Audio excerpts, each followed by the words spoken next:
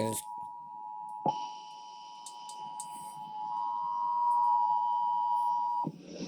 The National Weather Service in Mobile has issued a severe thunderstorm warning for northwestern Wilcox County until 4:30 p.m. Central Daylight Time.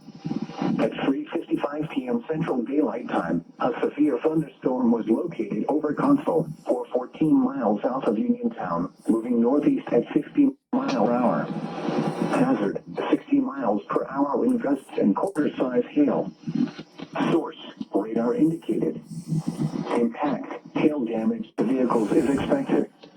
Expect wind damage to roofs, siding, and trees.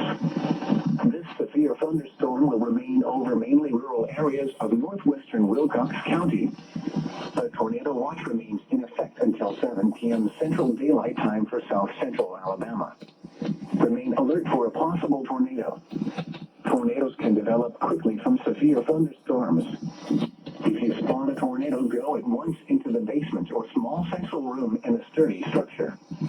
Repeating, a severe thunderstorm warning has been issued until 4:30 p.m. Central Daylight Time for the following county: Wilcox, Alabama.